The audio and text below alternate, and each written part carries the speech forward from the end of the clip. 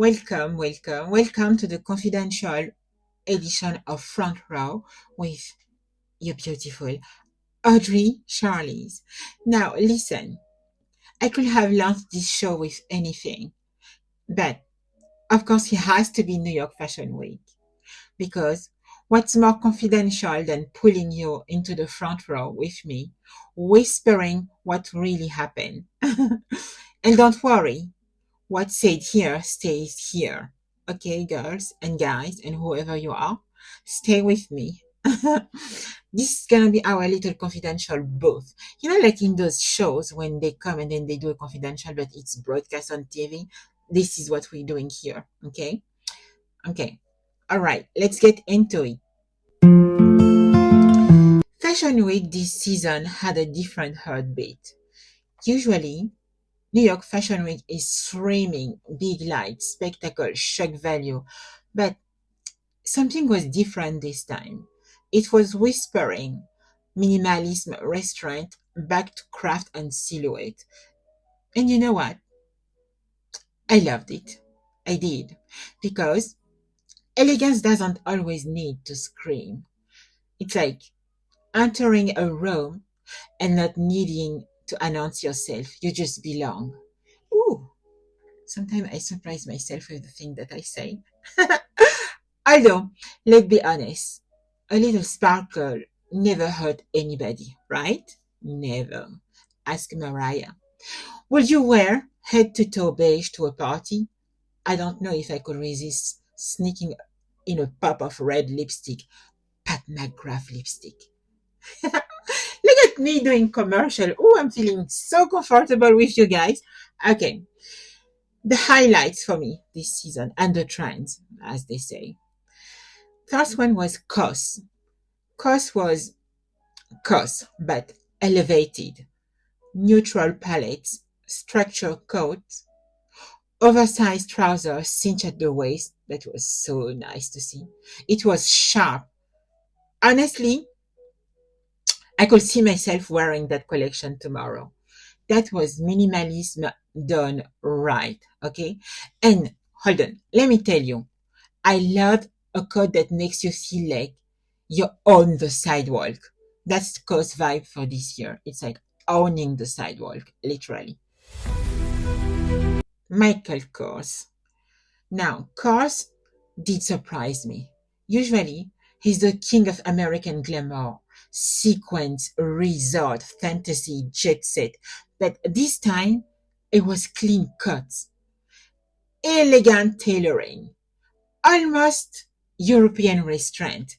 It was like Kors took a little vacation in Milan and came back and said, less is more, with twisting his shade.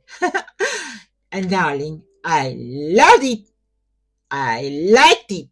I adore it. Unexpected, but in a good way.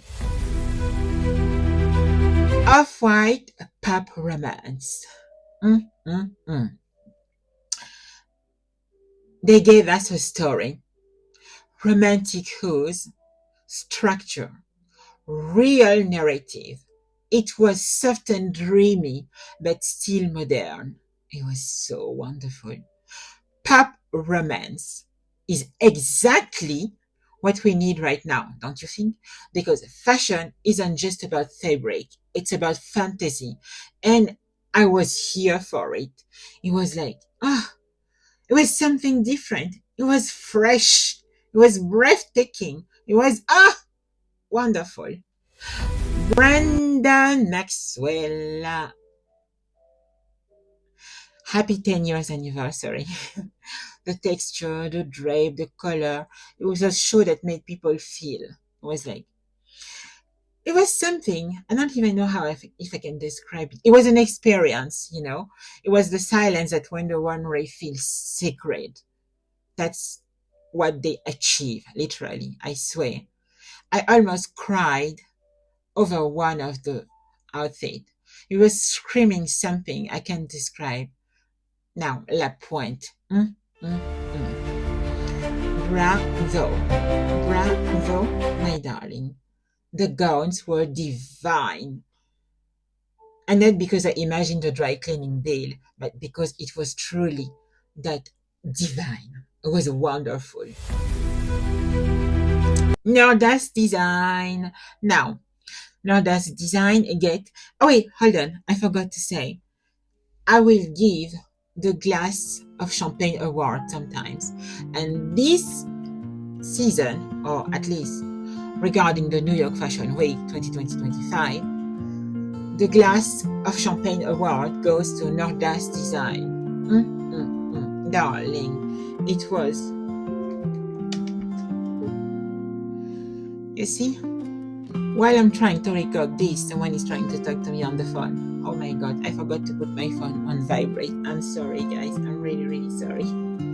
Okay, hold on. Let's get back to the Champagne Award for Nordas design. Darling, it was bold but not loud.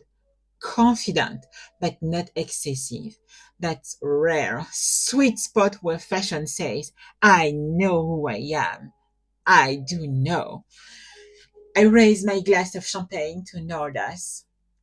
Congratulations, darling. You are the first recipient of the Glass of Champagne Award. Next one. Diotima. I hope I'm saying the name right.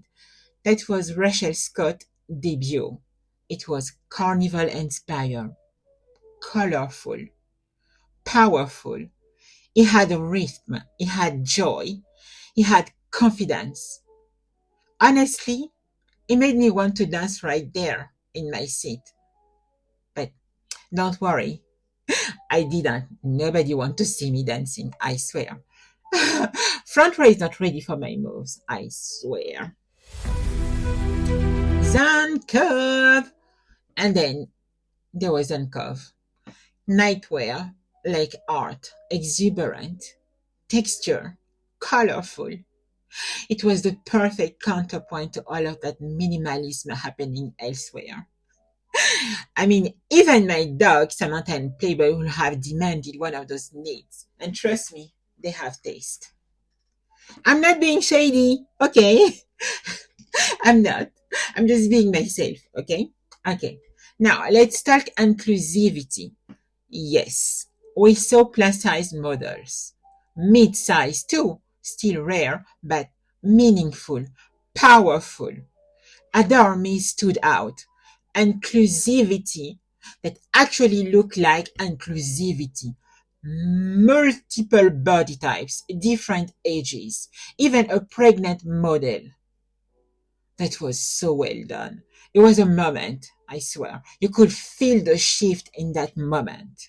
But darling, it's still inconsistent too.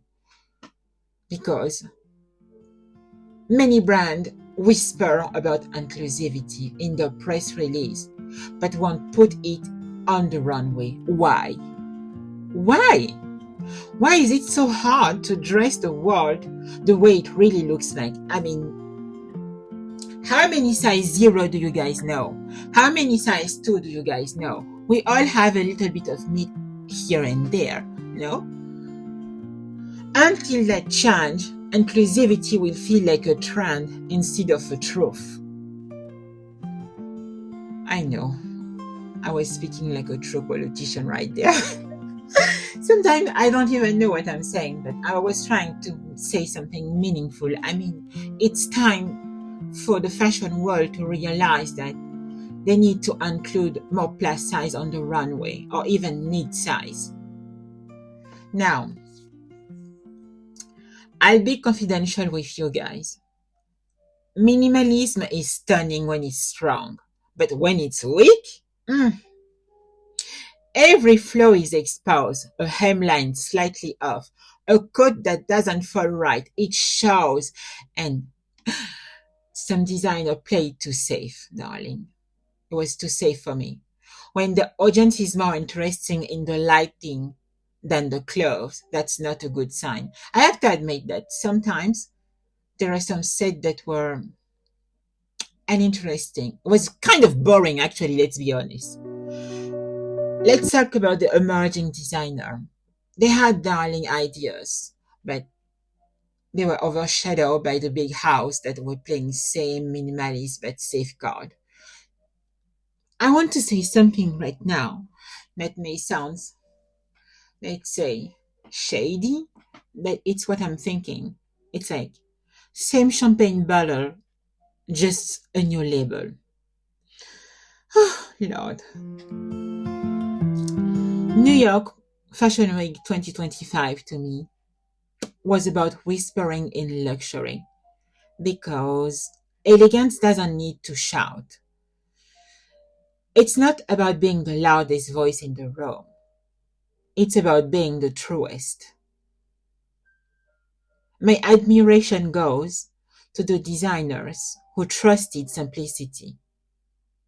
My love to the one who told us stories without screaming. And my hope that inclusivity stops being the exception. Because fashion without representation, darling, it feels hollow.